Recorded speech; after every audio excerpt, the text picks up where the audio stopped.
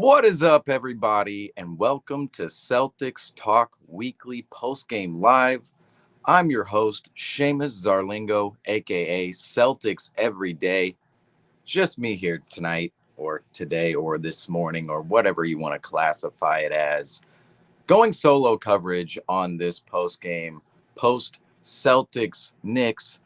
The Celtics, they come out with a 133-123 victory over the New York Knicks tonight at the TD Garden. I feel like I'm kind of struggling. I want to say last night, but I'm going to try to keep it in the realm of postgame and say tonight because it really did only happen a couple hours ago. Celtics beat the Knicks 133-123 on the Garden floor to move to 16-5 on the season, dropping the Knicks down to 12-9 on the season. The Celtics, this game, really looking at it throughout, the Knicks are just one of those opponents, okay? The Knicks are just one of those opponents where, I don't know, I watched pretty well every Celtics game for almost the last decade now.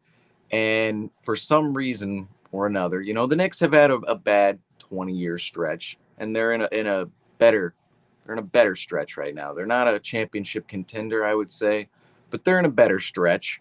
However, they're still a team, despite being within this better stretch of their history, aside from the last 20 years, they're still a team I feel the Celtics just handle. They just handle every single time. And for some reason, these dynamics happen within conferences, within divisions. I'm sure other fan bases know exactly what I'm talking about. And even a team looking at it on the other side, the Orlando Magic.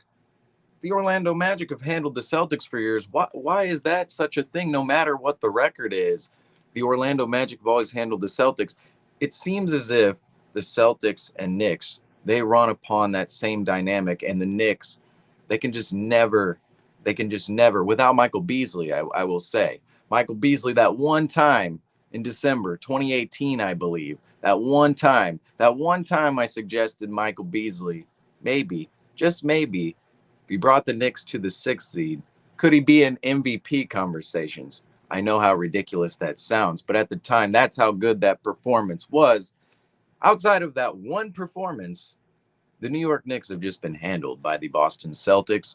And tonight was just another example of that 133-123. It was a 10-point margin at the end. You look at that and go, well, that's not too many points. But looking at the lead tracker here for this game, the game flow, we bring this up every post game. Yes, the Celtics. Look at that third quarter. I mean, look at that third quarter. Look at that thing. I know we have a little bit of a dip in the fourth quarter, and we'll talk about that in a second. But this third quarter has me a little bit excited because, number one, Kristaps Porzingis was reinserted into the starting lineup tonight. He missed 4 games with calf tightness, and honestly, I'm glad that he took as much time as he needed to come back from that injury. And really, calf tightness, if this was a if it was a playoff environment, playoff setting, I don't know if calf tightness would be something Kristaps would be sitting out 4 consecutive games for, something that was ultimately a week and a half, 2-week injury. But he comes back tonight, looks healthy. I mean, he starts the game out, I believe, 7 of 7, or he's 7 of 8 at halftime. And I believe everything opened up for the Celtics. Everything looked way more crisp for the Celtics.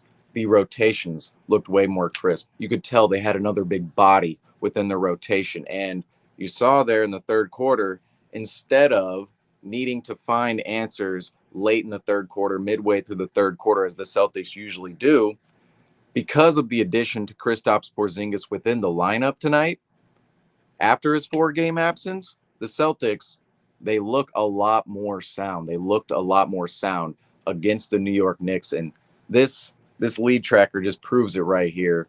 The biggest lead coming in the third quarter for the Celtics at 20 points. And what's great about this, too, is the fact the Celtics, they grab the biggest lead of the game, and it's not relinquished. right away. I will say we do see a dip in here, and I do want to address that real quick. There was a moment in the fourth quarter where this was a 7-point game after it was a 20-point game. And you could nitpick that. And I know I've been nitpicking some of the dips within their lead trackers throughout the season, the Celtics, that is, because, you know, if you look at it from a wider scope throughout the entire NBA, the Celtics lead tracker every game just looks elite because look how much of the lead the Celtics own typically. And you can go back on our post game shows game after game after game. You can go on NBA.com. This is where we retrieve them from. Game after game after game, these lead trackers, the Celtics always tend to have control most of the game, which is something to be said. But there are always these dips that you don't feel comfortable about, even in their wins. And you could say that this is a dip for the Celtics in the fourth quarter, but really going back and looking at the game and looking at the film within the game, the flow of the game, you can look at this lead tracker, but actually being in the arena or just watching it on TV, I never felt as if the Knicks were going to come back in this game. And I believe it was 119, 112. That was the closest it was that margin. And the Celtics, quite honestly, they did everything they needed to do to pull this game out. And I almost feel confident that you see after that dip there late in the fourth quarter, the Celtics, it wasn't a game in which it ended in a 5-point margin or a 3-point margin like we saw against the Milwaukee Bucks 2 weeks ago.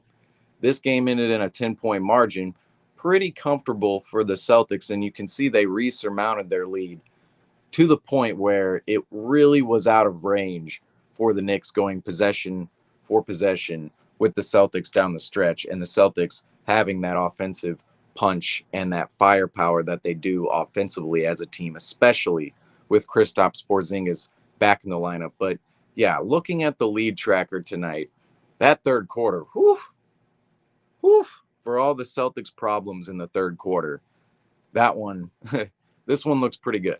This one looks pretty good for the Celtics, I will say. And I always make this mistake with the graphics. I want to give this out here. I always make this mistake when I transition between the lead tracker and myself here, or all of us, right?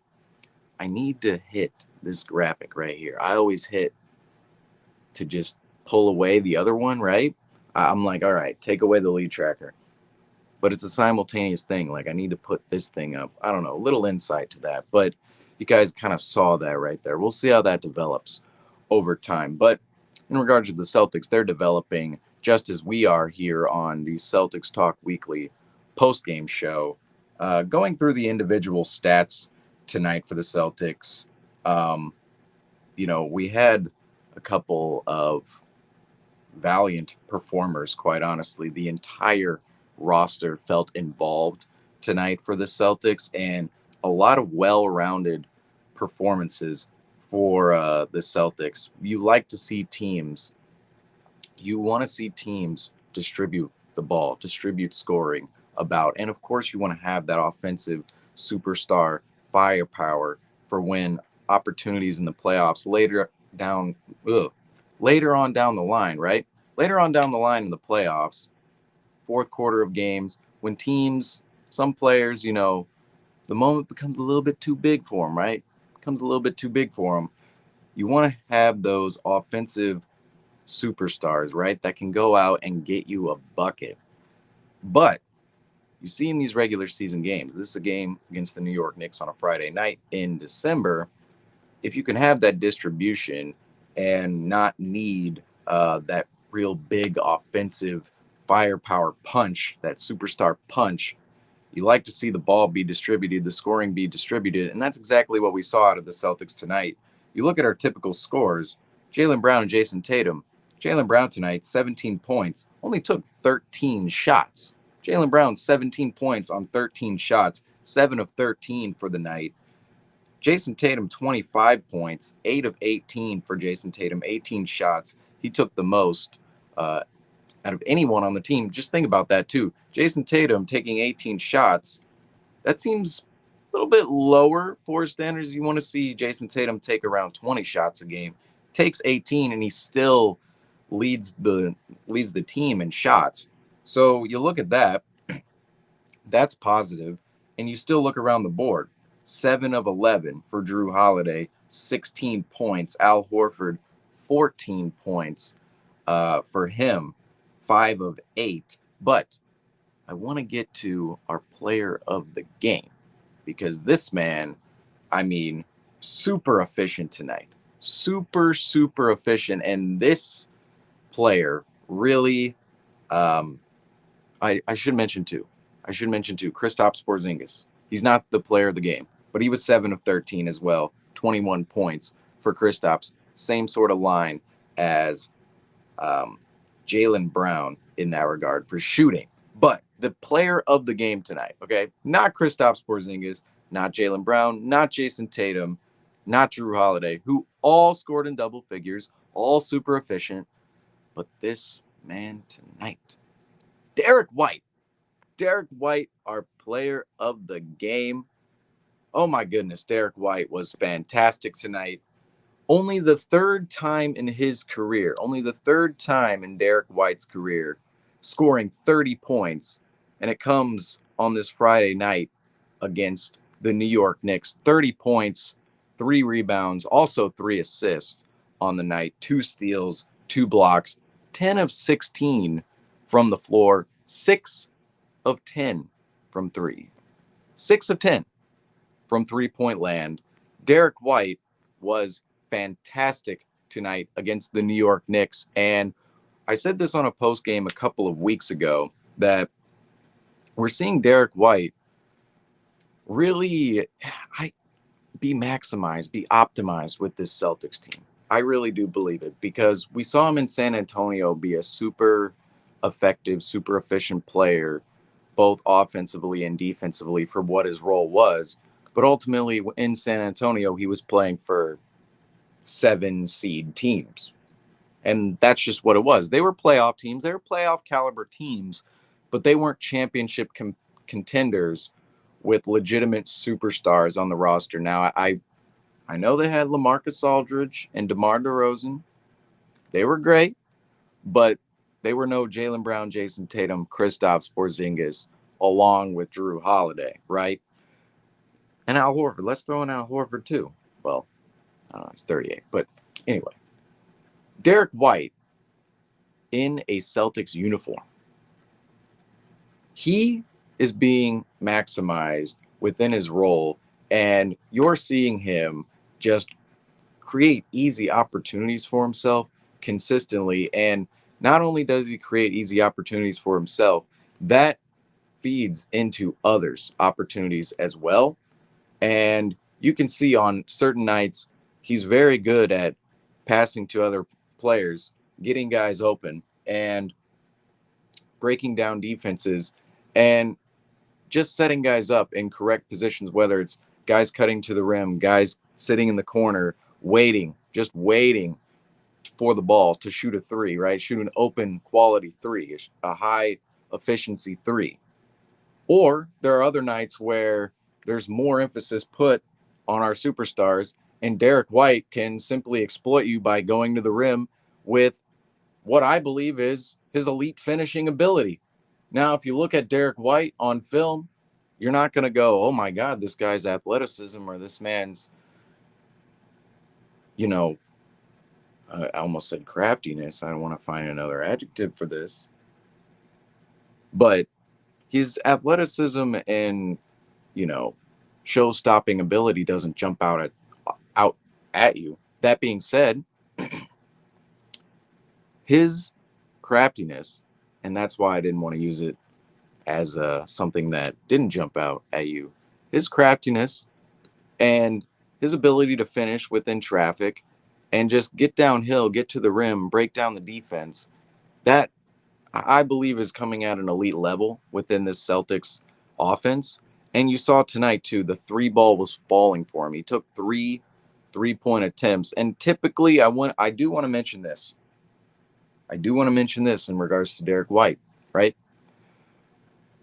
10 3-point attempts On a night in which the Celtics barely win or lose, we're probably looking at that and going, WTF? So I will say that those are quite a few attempts in there, right? But he had six of them. Six of them, he had the hot hand, clearly had the hot hand, and you could feel it. You could feel it from early on and throughout the game, too. Derek White, this is kind of where I believe in basketball. Sometimes the attempts, we look at it at the end of games and go, oh, man, this guy had this many attempts or this guy had this many attempts. Sometimes it's just within the flow of the game. Derek White, on most nights, we're probably picking on the fact he had he had 10 3-point attempts. Tonight, however, within the flow of the game, because of how well he was playing, because he had the hot hand, 10 3-point attempts, hitting six of them. I mean, he was on fire, and he particularly at the beginning of the game and at the end of the game, which are two huge crucial moments of the game, right? Coming out, setting the tone, and then finishing. Those were when his shots were falling. And for him to be as effective as he was tonight, only the third 30-point game in his career, to be as effective as he was tonight, just an amazing performance out of Derek White. And this one certainly has to be an all-time Derek White performance on the list of Derek White performances within a Celtics uniform. And he's had quite a few nice ones already on our way to the finals. And, of course, last season in our run to the Eastern Conference Finals as well. But other notes for this game. The Celtics and the Knicks. The Knicks, to me, I do want to talk about the Knicks for a second because this team looks a little questionable to me, I will say. Now, it's not that the roster is questionable because I actually like the roster. I really do. Let's just go through it. If we go through the roster, I actually do like their roster quite a bit. Now, I predicted them to be a 50-win team potentially this season. I thought, they could maybe get to 51 wins. 50 wins maybe is reasonable for them considering last season I believed they should be improved from last season, right? They should be an improved squad from where they were last season. And I believe they won 47, 48 games last season. And you look at some of the teams around them, I believe some of the teams around them, the Cavs in particular, kind of see them scuttling this year. I thought they were going to be a team that eventually would struggle in this season. And they were a 51-win team last year. Why can't the Knicks, as an improved squad, be a 51-win team this year in the Eastern Conference, right? Well, that all sounds like a great idea until you really watch this team on court, and it just doesn't look correct. And it's not necessarily within their philosophy. It's more in the body language of the players. And just going down the list here, they do have Jalen Brunson, Quentin Grimes, R.J. Barrett, Julius Randle, Mitchell Robinson, Isaiah Hartenstein, Miles McBride, Dante DiVincenzo, who I believe started. I believe it was Dante DiVincenzo started over Quentin Grimes tonight for the Knicks, and that's something I do want to get to. But that this is going to be part of the story for the Knicks. Emmanuel Quickley, Josh Hart, Evan Fournier is still a Knick. I mean, Evan Fournier was somebody the Celtics a year before their finals run. So the summer before their finals run, this was a player that people were like, oh my goodness, the Celtics, they're going to give up Evan Fournier. They're just going to let him walk after giving up 2 second-round picks for him. Yeah. You look at it here in New York, he didn't even play tonight. He scorched us for 2 games, in which apparently motivated us to go out and make a finals run 2 years ago. And that was about his entire New York Knicks highlight tape right there, because he didn't play tonight and he doesn't appear to be within the rotation. And I should say, I hope I'm not mistaken. I hope he's not injured. Maybe he is. Maybe that's something that I don't know. I don't know, but he was not on court tonight for the New York Knicks. And you go through this roster, all the players that I just named, they should be a fairly sound squad, and they are. I mean, they their intangibles are good defensively. They do play hard. They do play fundamentally well, but and they do have game changers on this roster. Jalen Brunson, he's a star. Julius Randle is a star. We'll get to him in a second. And Mitchell Robinson as a shot blocker and rebounder. It's why they're one of the best offensive rebounding teams in the league. And I even love Isaiah Hartenstein, too. He had 16 rebounds against the Celtics tonight. And I believe he's in that category of Alperen Şengün, Nikola Jokic, unconventional type of player. But you look at their entire roster, right? It looks fine. It looks like these players should be able to fit together defensively. They look all right. I think they have one too many shooting guards, maybe, or shooting guard height level of players, right? But the body language to me doesn't look good. The body language to me doesn't look good at all, whether it's at the presser, on the court. It just does not look good. And to me, this looks like a typical Tom Thibodeau team to me. It just does. I mean, Tom Thibodeau, we know, runs a very strict basketball operation. Every team he's been with, strict basketball operation. Chicago, Minnesota, New York. And for as successful as Tom Thibodeau's methods have been,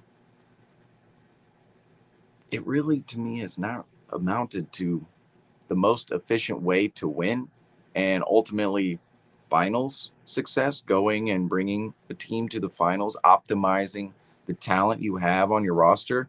I think Tom Thibodeau is always good enough to bring his players to this level, but not good enough to optimize his players to this level because it appears he runs his squad like the military.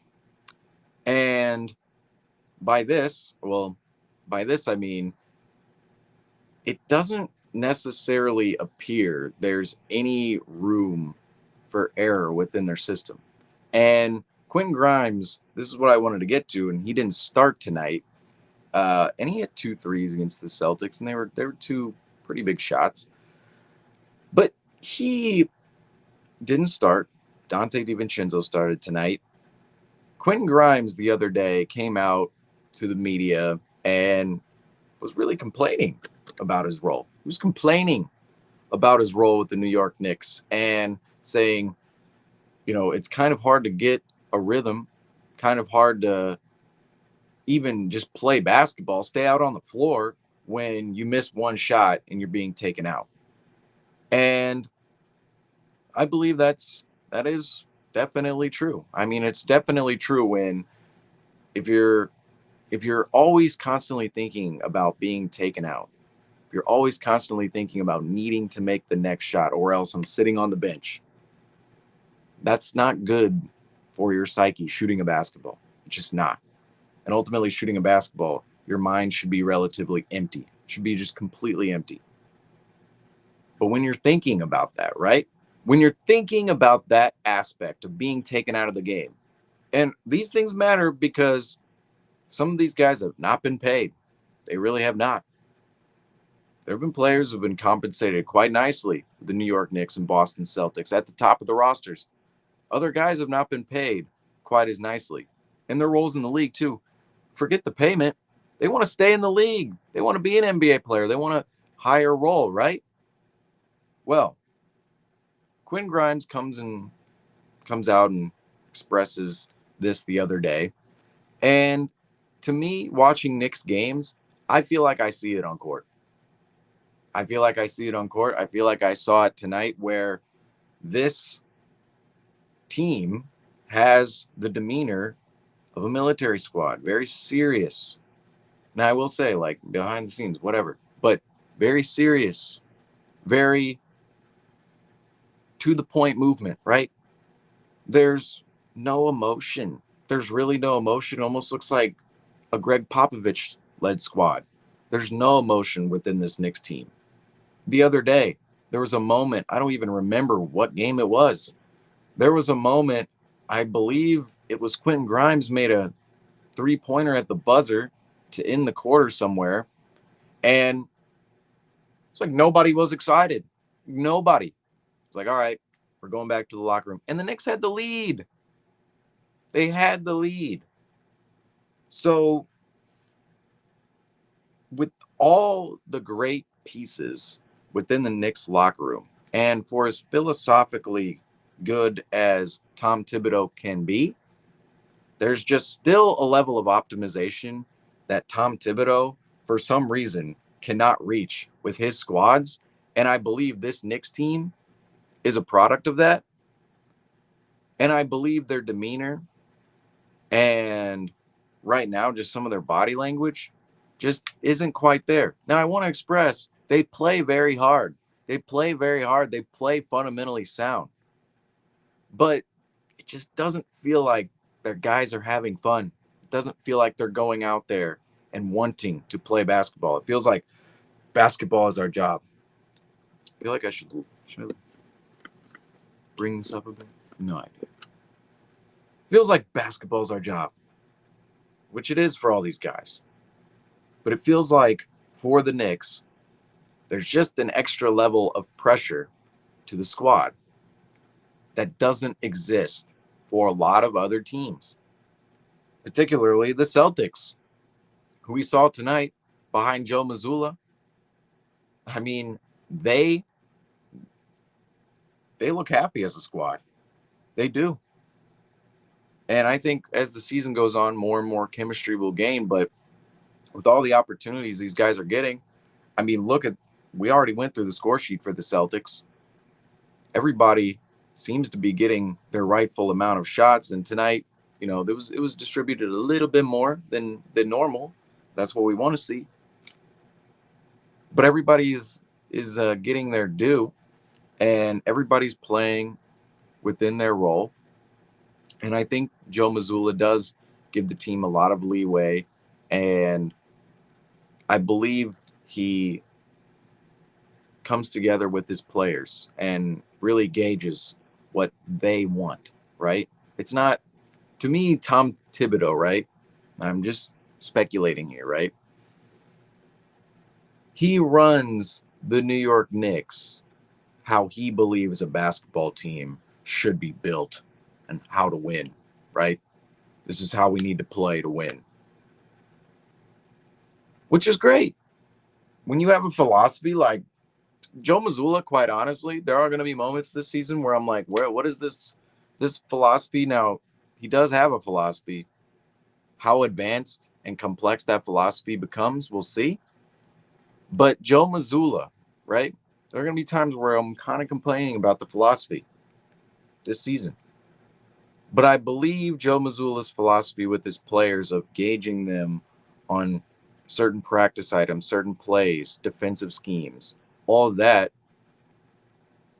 almost works out way better for the Celtics than Tom Thibodeau running an operation where his players are completely unhappy, right? Because when you're given that freedom to pick and choose what you want. Now, some can say this is a bad or good thing for the Celtics, but I do believe if you have the correct veterans, the correct mature veterans who understand their roles, and I think at this point the Celtics can say that about their players at the top of their rosters. They're all paid. They've been to the finals.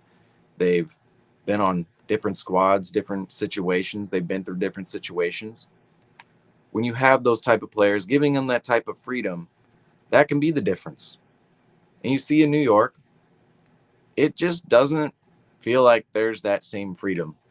It just doesn't feel like the team likes to play basketball. Feels like they're playing basketball because we have to play basketball. This is our job. And I don't know, for the Celtics, it's about cohesion, winning. It's about that for every team, but for the Celtics, it just doesn't feel as pressurized as that, right? It doesn't feel as pressurized. But that's just my perspective from the NBA Celtics fan. But the New York Knicks, I believe they should be a better team than 12-9. I really do. At this point, Um, just talking on them a little bit more, their philosophy is a little weird because it's you have these mixing philosophies of playing grinded out slow basketball, and I almost believe the New York Knicks, they're actually built for more of a playoff setting where they could actually, this is a team who could actually make a run despite all the slack I'm giving them within this post game segment here. They could actually be a team who makes a run for the fact of they're more comfortable in a half court setting. They're more comfortable in a grit and grind type of game. And that's more of a playoff type of setting than a regular season setting. Whereas tonight, it's more of an up and down game. The Celtics, the pace favors the Celtics way more than it favors the Knicks. And we saw the other night, too, in Milwaukee, the Knicks, they gave up 70 points in the first half, 2 games in a row to the Bucks and the Celtics, 2 games in a row. And you see the Celtics and Bucks, they just have the offensive firepower, the offensive weapons, the offensive superstars to completely blow the New York Knicks out of the water. And whereas the New York Knicks, they want to play the slow half court paced game. And they don't want to play in that transition laced game. They don't have those type of players. Or I shouldn't say they don't have those type of players. They're just not exactly as an entire roster with some of the rotations they play constructed to do so. And you see in games where, like against the Celtics, like against the Bucks, where they have to play at the pace of another team that isn't at their pace at all, at their level of comfortability, they struggle. They give up a lot of points. And a team that, to me, is actually a pretty good defensive team. You go down the list here: Mitchell Robinson, Julius Randle, Barrett, Grimes, Brunson, all great defenders. Hart, DiVincenzo, those are probably their 2 best defenders, and they're coming off the bench. So this is a great defensive team in the half court, on ball, point of attack, right? But if you're just giving up transition opportunity after transition opportunity after transition opportunity, and you're not matching, you're going to see the results in which the Knicks have seen. And it's a little, I don't know, the Knicks to me can be a good team in the long run, especially in a playoff setting. But as for the regular season, a 50-win team, we'll see how it plays out because 12-9, it feels more like 12-9 right now, the New York Knicks. But I don't know. This is Celtics Talk Weekly post game. I've talked about the New York Knicks for the past maybe 17 minutes. So not positively, but we'll see where their team goes later on in time. Uh, as for the time being, the Celtics just continue to dominate the New York Knicks. The New York Knicks are just a team the Celtics continue to handle time after time again. Last game, it was Jason Tatum. Tonight, it was Derek White, and the ball was being distributed all around, everywhere for the Celtics. Um, so, yeah, I don't know. I wish I had another mate with me here because talking for 40 minutes straight is quite hard. But uh, I do want to get to more points on this game in particular for the Celtics because there are a couple more of them. Kristaps Porzingis. Kristaps Porzingis. 4 game absence, okay? 4 game absence. Calf tightness. This is the last 4 games. Said it earlier during the lead tracker, right? If this was the playoffs, Kristaps Porzingis probably maybe doesn't miss 4 games in a row with calf tightness, but I'm glad he did right now because that's not an injury you want to mess with. Calf tightness, the next thing you know, Porzingis has tightness. Next thing you know, torn Achilles, torn calf, something that requires a long, long time, and maybe something that puts him in basketball form where he's not as effective in the future. So, to me, taking this rest period was very important, right, for Porzingis. Very, very important because you don't want him to sustain an injury in which ultimately puts him out for a long, long time or hinders him ineffective way later on down the line when you could have simply just rested him now in the regular season. And I think it was important for Porzingis to feel healthy. And tonight, I believe, against his former team, you always look at guys coming back from injury. You want to look at how are they moving? Are they maneuvering around, right? What do they look like their normal selves, right? I thought Porzingis starting out the game 7 of 8, right? 7 of 8. I believe he might have even been 7 of 7. They mentioned it on the broadcast that he was 7 of 7, but he was 7 of 8 at halftime. Kristaps Porzingis, I believe he scored the first 5 points for the Celtics, if I'm not mistaken. And from the get go, it appeared he was quite healthy. He was quite healthy, and he was amped too to be in front of that Garden crowd against his former team. And it's just with some of these NBA players, it's amazing how involved they become within the game. And you can just tell that there's a certain energy that's transferred from the crowd and the moment to their performance on the floor. And Porzingis, that first quarter of his and that first half of his, coming back from the 4 game absence, playing his former team in front of the Garden crowd, getting his legs back under him. I mean, that was definitely a moment where you felt that energy transferred from the crowd, the moment, into Porzingis's performance. And throughout the night, he was spectacular, and he completely changed the complexity of the game for the Celtics and their rotations. And I'm super, super, super excited moving forward that the Celtics actually get to see Porzingis in the lineup because of that factor. We talked about on the post game that Porzingis' absence, I don't know if we talked about it quite enough in regards to the Celtics' performances over the last 4 games. And really, even before that, too, when he could have potentially been dealing with the injury before his absence. But we talked about on the post game that Kristaps Porzingis, the rotations could simply be off because of his absence. I mean, you look at the third quarter woes, and you kind of. I brought up the bench the other day. I brought up the bench after the Pacers game, right? But when you insert Kristaps Porzingis back into the lineup, that's another huge body.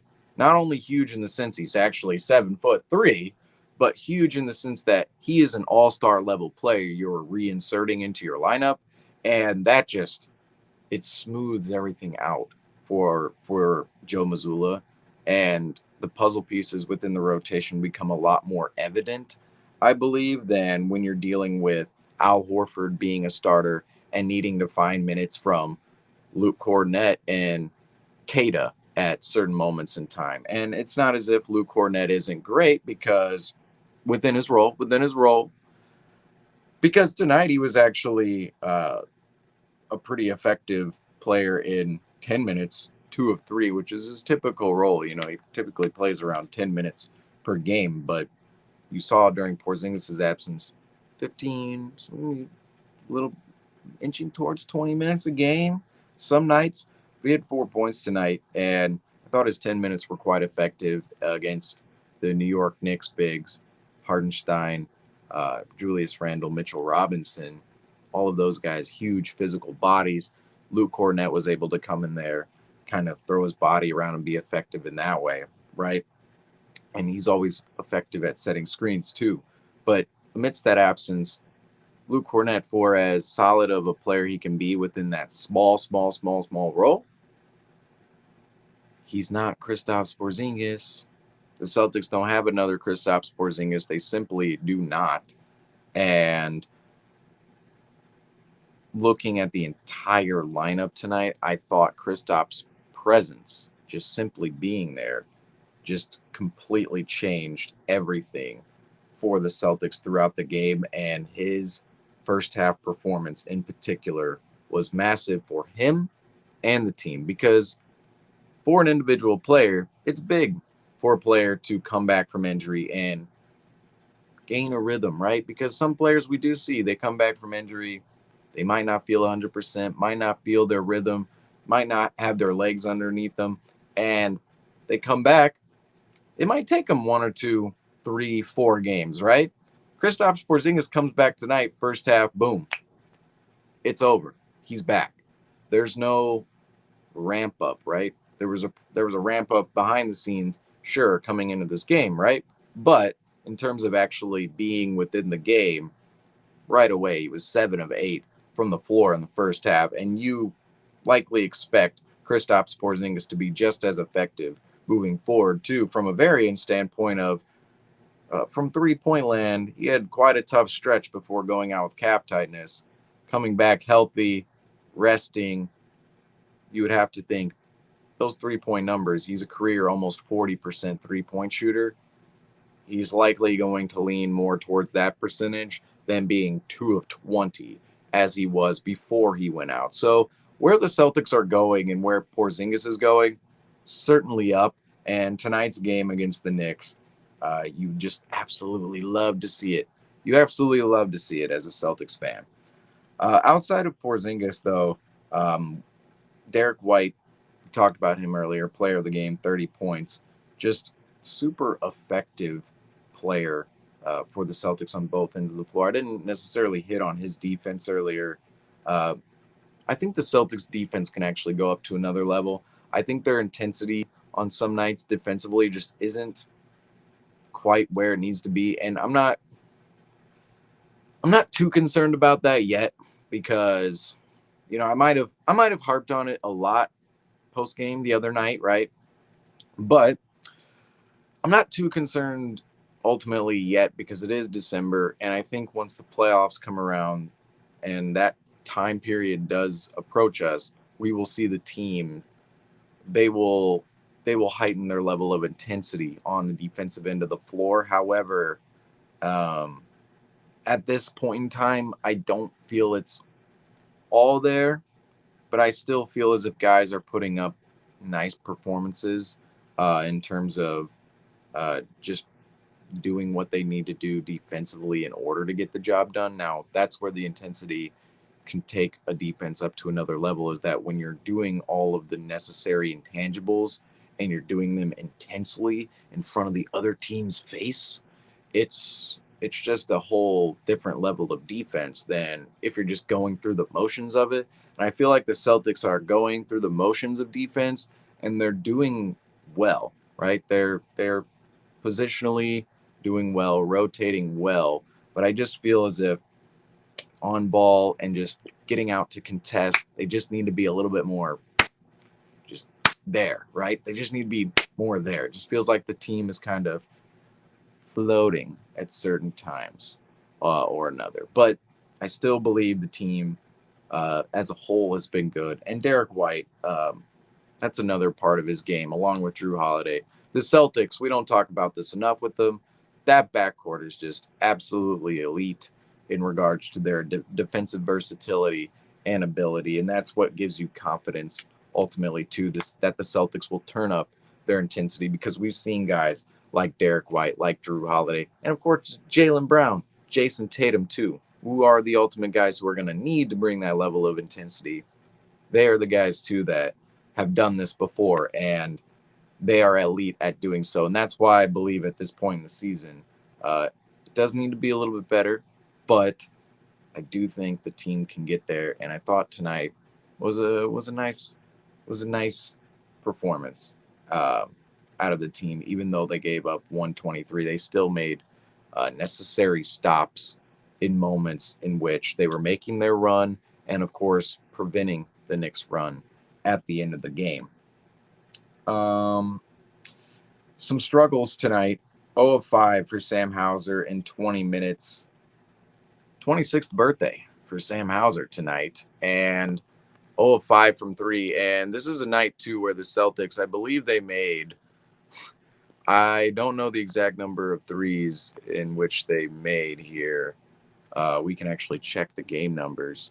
Let's see if I can find these on here. I should. Whoa, I'm right here. They made 19 threes tonight. Okay. Couldn't find the number. They made 19 threes tonight. Sam Hauser on his 26th birthday goes 0 for 5 on a night where the Celtics win by 10 and make 19 of 47 threes. Honestly, if you're Sam Hauser, 0 5, not great, but Celtics win on your birthday, TD Garden, home floor. I mean, I guess you got to take it, right? Guess you got to take it if you're Sam Hauser. But this is the kind of the thing with Sam Hauser. With him, 0 5, you're either going to get those type of performances or you're getting the type of performances where he is more like Al Horford tonight from the field. He was 5 of 8, right? You're getting those type of performances from Sam Hauser, or you're getting something like an 0 of 5, right? And he was 0 of 5 from 3, 0 of 5 from the floor, didn't take a 2-point attempt. But this is something that's interesting about Sam Hauser, right? Tonight, you wouldn't see this game 2 years ago. I mean, you wouldn't see this game maybe at the beginning of last year, really. I mean, you wouldn't see this game. 0 of 5 from Hauser, and he plays 21 minutes. 21 minutes for Hauser in a game in which he goes 0 of 5, which means to me, and you can see it out on floor too, the man is improving in other areas of his game enough to be a consistent contributor elsewhere. And yes, he's got to make that 3-point shot. Can't be 0 of 5 every single night. And that's what's great about Sam Hauser is that he's not going to go 0 of 5 every single night. He's going to have these little dud performances where takes 5 shots, missed all 5 of them. What can you do, right? But there are other intangibles within his game, particularly on the defensive end of the floor. He's got some length. He has some hidden athleticism. We saw that lob JB threw to him a couple of weeks ago. He does have a couple of areas within his game that are keeping him out on the floor that 2 years ago we didn't really see out of Sam Hauser. We didn't see out of Sam Hauser in Portland, Maine when he was going between the Maine Red Claws. The Maine Red Claws, we had a discussion after postgame the other day that the Maine Celtics, they should bring back Maine Red Claws. That was such a great name. But Sam Hauser was with the Maine Red Claws. They might have been the Maine Celtics at that point in time, but he didn't have this level of versatility within his game defensively and offensively too. He just looks a lot more sound within the offense. He can take a couple dribbles, passing the other guys. With young players, it's always going to look very hectic, very rushed, and he looks more integrated within the game. And I believe Sam Hauser, even in a night where he scores 1 point, 0 of 5, he can still play 21 minutes, and it still doesn't feel like a complete disaster. He filled minutes within the lineup tonight. Celtics still win by 10, and they escape a night where he shoots 0 of 5. So the fact Sam Hauser can do that and be a trustable player that we know moving forward, he's not going to shoot 0 of 5 every single night. That's pretty big growth within his game from where he was just a couple of years ago. I mean, we're talking literally 2 years ago, and the Celtics made the finals in 2022. That was a year and a half ago, really. He wasn't really considered, right? I mean, he was at times maybe by Adoka at the end of the year, garbage time. Sure, go in there, Sam Hauser. Here, a couple spot minutes here and there, but not a trustable player that was playing consistent, right? And today we see shoots 0 of 5, plays 21 minutes, and is clearly within this Celtics rotation. More players I want to hit on tonight. Al Horford. Whew, Al Horford.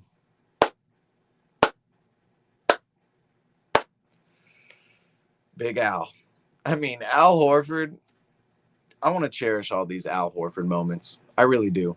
Because 14 points, 10 rebounds, right?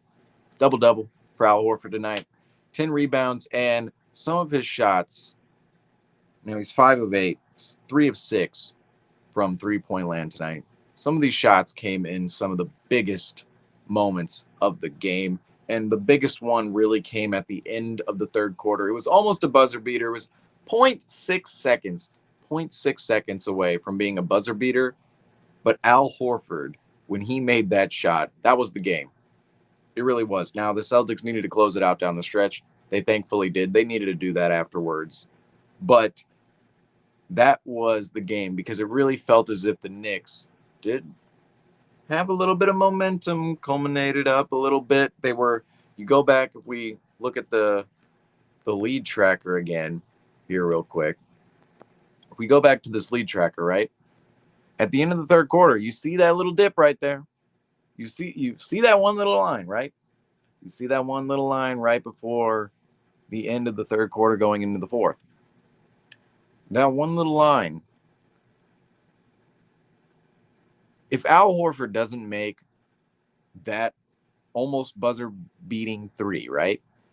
If he doesn't make that almost buzzer beating three, we're talking about the Knicks going into the fourth quarter with momentum. And I believe it was a 9-point game at that point, 11-point game. Not really sure the margin at that point, but it would have been a slimmer margin. The Knicks would have had momentum, and it would have been, here we go again with the Celtics, right? Here we go again. Okay, we got over our third quarter woes, sort of, because we couldn't quite close out the third quarter, but we did. We did. The Celtics did, behind Al Horford's huge three-pointer to end the third quarter. And that shot to me at the end of the night was, I did it again. I did it again, folks. I did it again. Also, here's my name right here. I did it again. I didn't put up this graphic. Dang. But Al Horford, that three-pointer was huge. Huge. Absolutely massive for the Celtics. It completely swung the momentum towards the Celtics. The crowd went ruckus, and the margin. It became a margin where the Knicks looked up at the scoreboard and went, "Oh, we're down." What were they down? 14 going into the fourth quarter, 13, 14. So that three-pointer for Al Horford and for the Celtics was absolutely massive. And his performance tonight, him and LeBron right now. I mean, him and LeBron. It's Al Horford on the East Coast, LeBron James on the West Coast. Everybody out west, y'all get LeBron. Everybody out east, we get Al Horford. Um, Al Horford at this age, LeBron James at his age, what they're doing in the NBA, playing consistent roles every single night. Now, obviously, LeBron James is playing at this just all NBA crazy level, but Al Horford's still playing this consistent, right now, a sixth man role. Played 27 minutes off the bench tonight. Him playing that role at this age, you can't say enough good things about Al Horford. Said it a long time ago on this same show that the way he keeps his body in shape is just extremely underrated. A lot of NBA players certainly stay in shape, but as time moves on, maintaining your body, right? Maintaining your body from injury, right? Wear and tear. These guys are playing a lot of NBA minutes. They're running up and down the court a lot.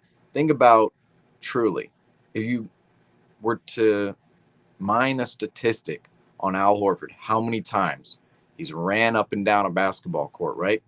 How many times? What would that number actually be? And what would the insane number be?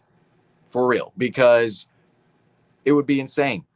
And Al Horford, he is a player, just like any other player, who needs to maintain his body in order to play so many minutes over time, over and over and over again. That's ultimately why players, they don't, I shouldn't say, that's why a lot of players, because not a lot of players fall out of the league because of talent, opportunity, yada, yada.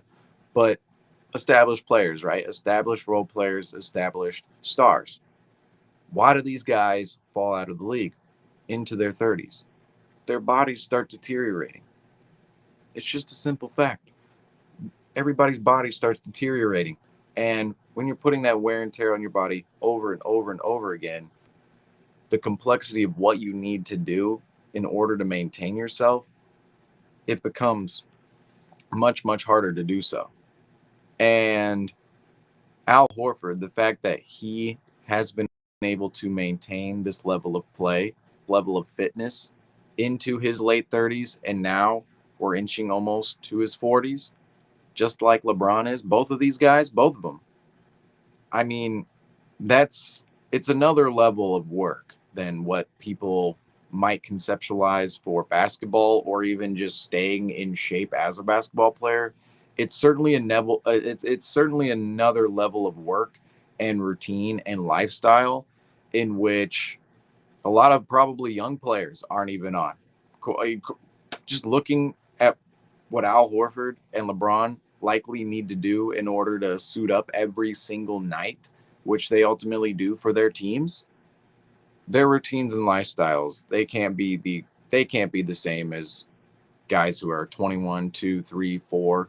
They can't be the same as guys like Jason Tatum, Jaylen Brown, Halliburton, all of those young guys, Holmgren, SGA, all of these younger players. So just that alone, it's just a deeper level of work. I mean, it really is. Just is a deeper level of work. And I just want to give a shout out to Al Horford and of course LeBron. Can't give LeBron enough praise. I mean, I guess he gets so much, hey, you got to have so much praise for LeBron too, even though this is a Celtics program. But both of those guys just absolutely incredible. And Al Horford, I know I'm rambling on about a double double 14 and 10 tonight, but Al Horford, how many more years? How many more years are we going to see Al Horford with the Celtics? And anytime we get to see Al Horford put up this type of performance and do it in front of the Garden crowd against a rival, I'm here for it. I'm absolutely here for it.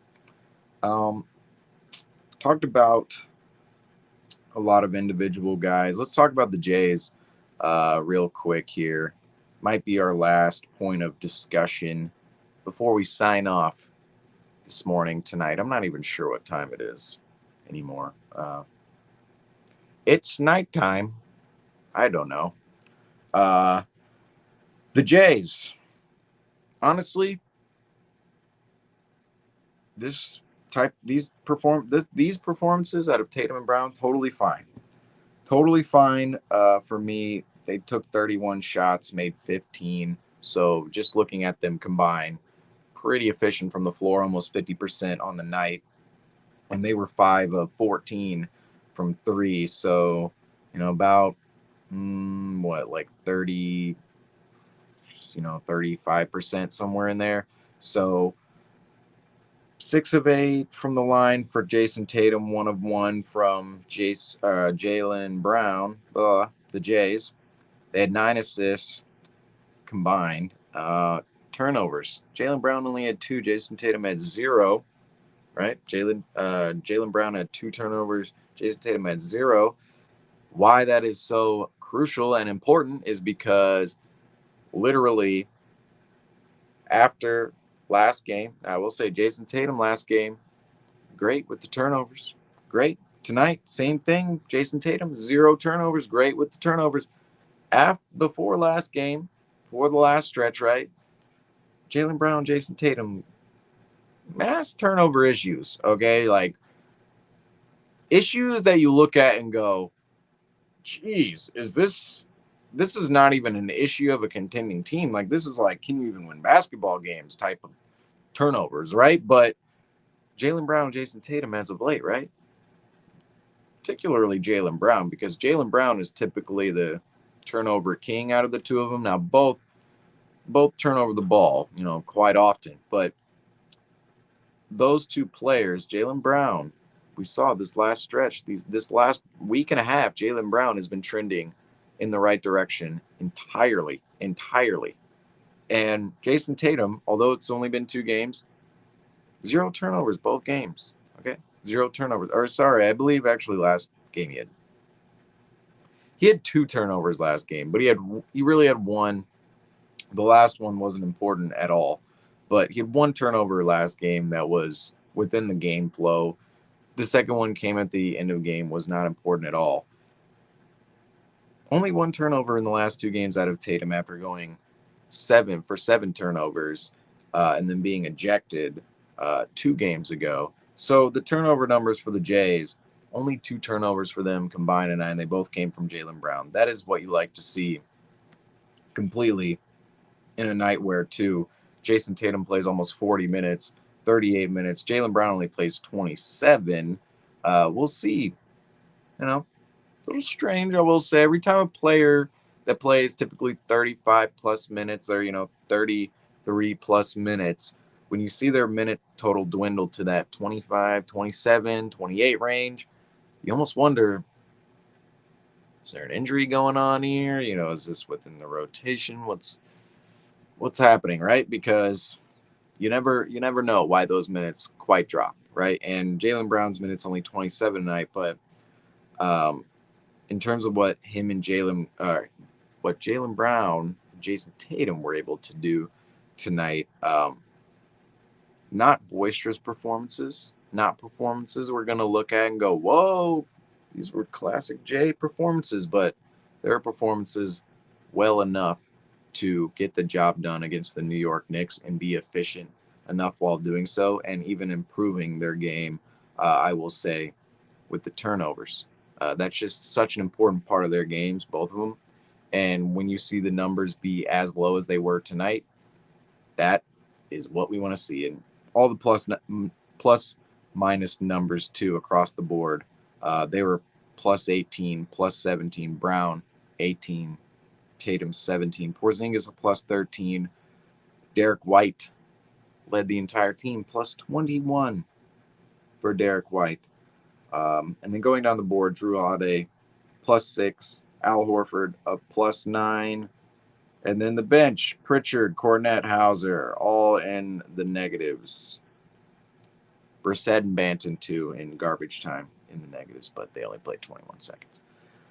The Celtics, as a whole, they moved to 10-0 at home on the season. Honestly, that one should be on the ticker for the game notes, but 10-0 at home on the season for the Celtics, and that record has me pretty excited because historically, teams who win the championship, part of why they are able to win the championship is the fact they're so good at home. Almost every single championship team we've seen, they've been great at home. We think of the Warriors. The Raptors were great at home. The Denver Nuggets just last year, great at home. The Milwaukee Bucks, great at home. Now, all of these, well, I don't know, maybe I should exclude Milwaukee from that conversation.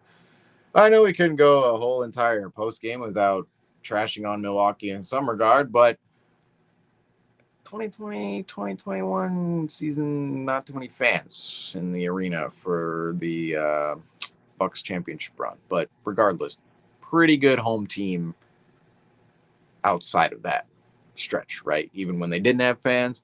But every championship team, the point is here, great home teams, right?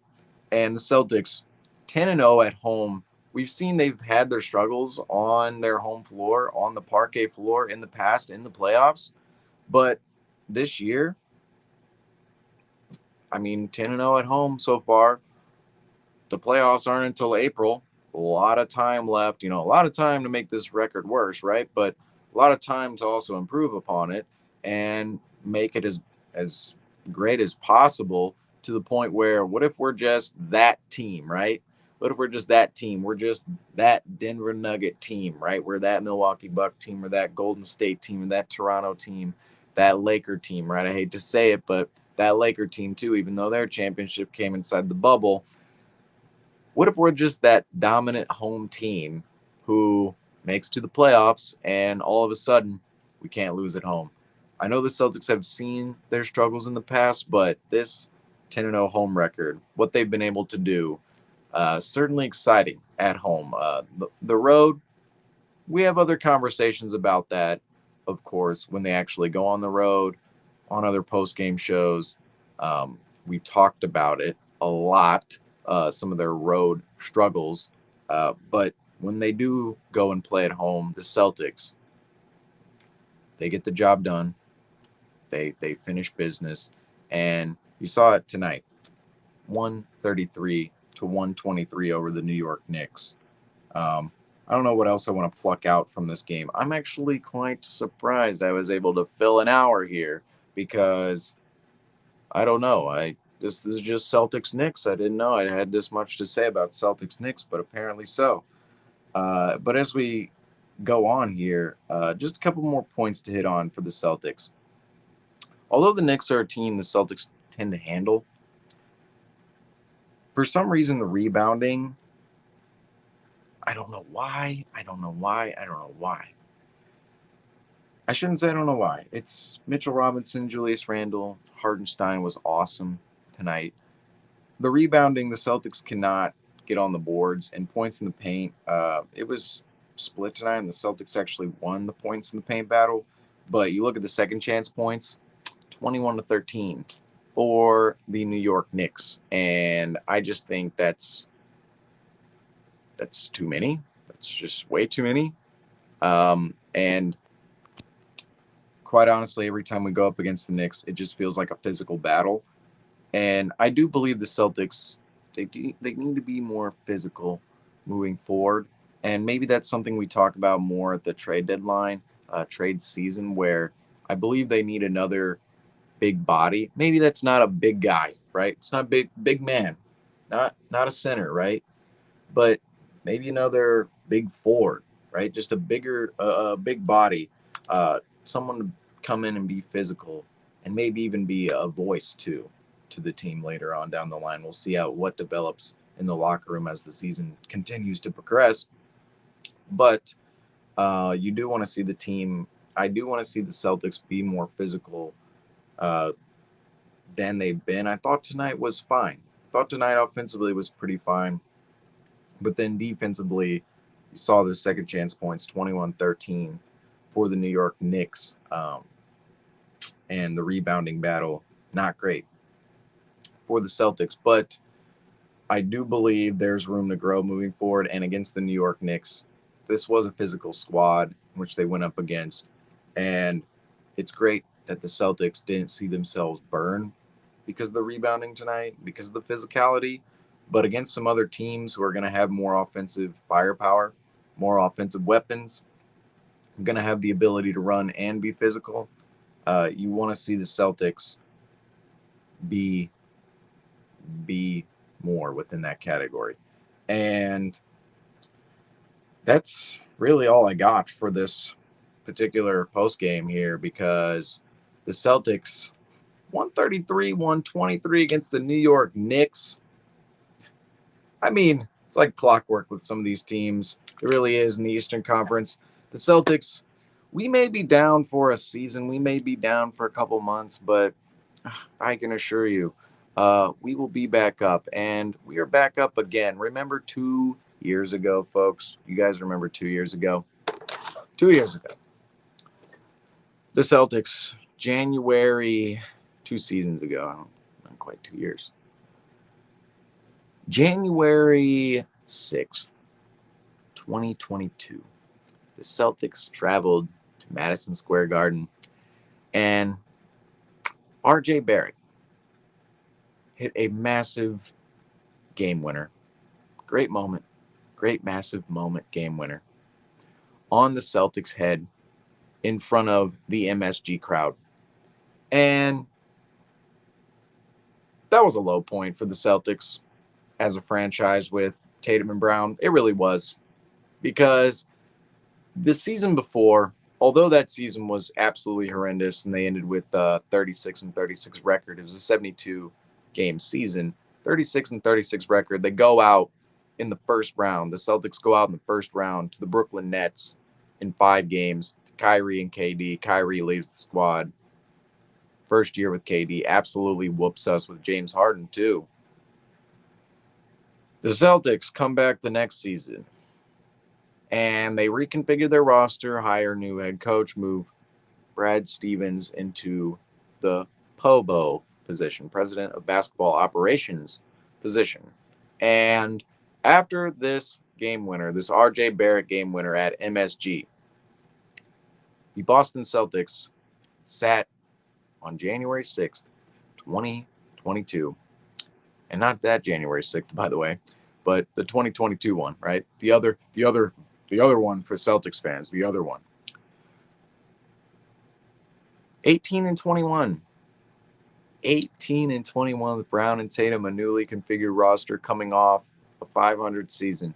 It really appeared as if the Brown and Tatum era was potentially coming to a fork. A fork. I don't want to say the end, but a point where you don't know where this is going to go. You have no idea what's going to happen, who's going to be dealt, what's going to go down, right? What type of team is this going to look like, right? And the Knicks beat the Celtics that night. And ever since that moment, the Celtics, for some magical reason,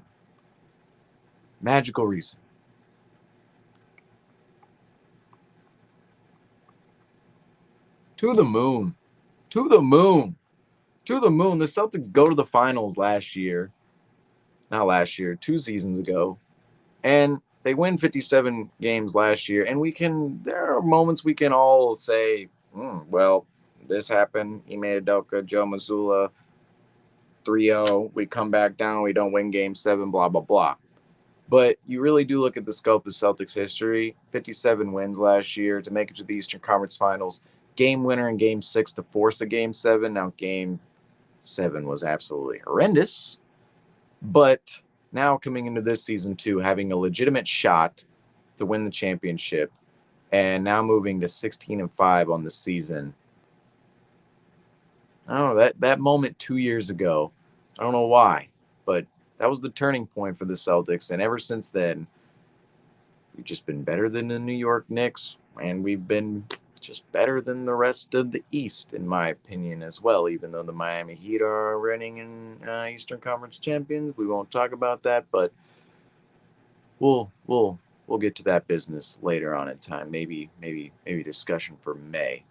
But for tonight, the Celtics beat the team who set them off on their journey to stardom, really, as a team in the NBA. Because let's face it, the Celtics as a team are stars, right? Celtics in the NBA, they're one of the highly touted NBA teams, and that was just simply not the case when they were sitting at 18-21. We were 10th, 11th, 12th seed in the Eastern Conference, the laughing stock really of the East and the league for how bad the Celtics were relative to performance. But tonight, the Celtics, completely different story against the team, of course, I just said that set them off on the journey. 133, 123 against the New York Knicks. The Celtics come out with the W, moving to 16-5 on the season. That's all I have for you guys today here on Celtics Talk Weekly Postgame Live. Of course, going into the future, join us here at Celtics Talk Weekly for more post games in the future. I'll be on. Should be more than just me in general. Usually we have my guys Rob, Ian, David, Franco, Justin, sometimes Jack on, and all those guys are going to come on here with me, and we're going to be spitting out some pretty good content for y'all, just reacting to the Celtics season on here. You guys can count on us for all of the reaction, recaps, updates, all of that good stuff. See down here below at Celtics Talk Weekly. And of course, follow me too at Celtics.everyday on Instagram. But that's all I got for y'all today. I'm your host, Seamus Zarlingo, aka Celtics Everyday. And signing off here today, as I always say, go Celtics.